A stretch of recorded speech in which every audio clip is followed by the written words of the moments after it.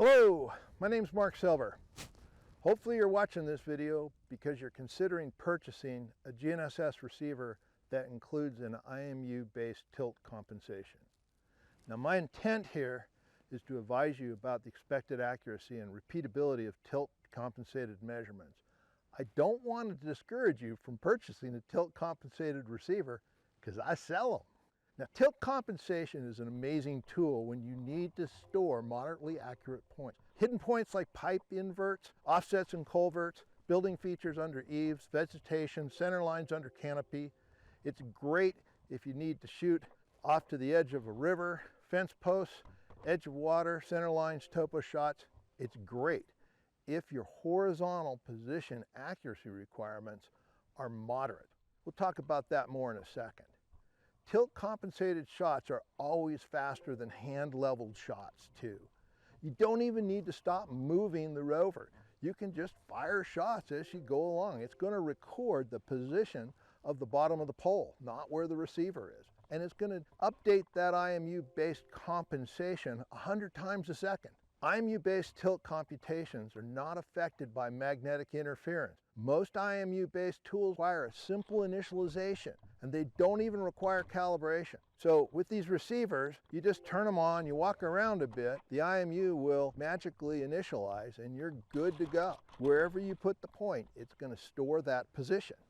Now, in other IMU tilt videos that I've watched on the internet, they've stored a bunch of random points like along the edge of a sidewalk or under trees, but they never show you how accurate those points are. The data collector says we're within a couple hundredths. We must be, but they don't show you the point on the cap that they're staking. I wonder why. You need to know that the horizontal accuracy of tilt compensated shots is not as good as a carefully leveled up, bubble adjusted pole.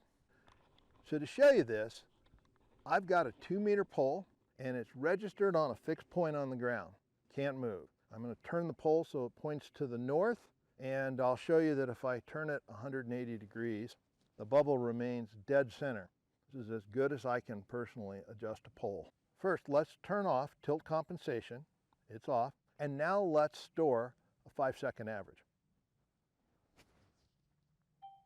Great. Let's go back and stake that point. We're 1 by 1, 100th by 100th off. I'm going to rotate the pole so it's pointing to the east, and a couple hundredths, point it to the south. I can't see the display, but you can. Assume it's pretty good. Turn over here. The receiver's now pointing to the west. Looks like it's a couple hundredths, if that. And then back pointing to the north. Again, a couple hundredths. So this bubble and the receiver are as close to perfect as I can get them. Now let's turn on tilt compensation. Okay, immediately we have 400ths of westing air. Now remember, I haven't moved the pole. I'm going to turn this point to the east, and we're 4 by 1. Going to the south, you can see what it is, I can't. Going to the west, 2 by 0, and back pointing to the north, 1 by 4. So you can see that tilt compensation in this case is adding about 400ths of uncertainty to the horizontal position that we're staking. So let's restake that point, but I'm going to do it with the pole on an angle. So I'm going to set the point down here, store the point. We need to restake point number 1. Pull the point out, dart the receiver out. Put it back. Mistake number 1.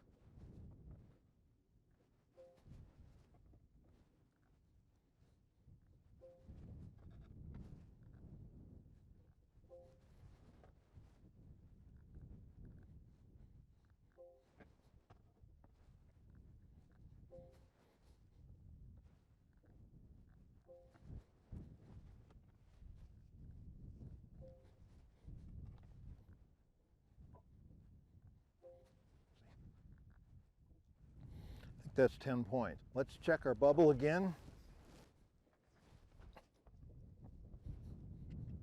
Looks like that's pretty good. I'm going to turn off. Okay, 1 by 0, 2 by 1, Maneuver, 1 by 1, 0 by 1. Hopefully this demonstration won't discourage you from considering purchasing a tilt compensated rover. Like all tools, there are applications where the tilt compensation is valuable, save you a lot of time, and it'll be plenty more than accurate enough. There's also applications that won't be well served by the decrease in horizontal and vertical accuracy. And for those applications, you can turn off the tilt compensation. For this demo, I've used our iGauge branded IG9 rover. I have several other IMU-based rovers, and despite completely different manufacturer specifications, I mean, they're not even specified the same way, they all appear to have similar repeatability and accuracy.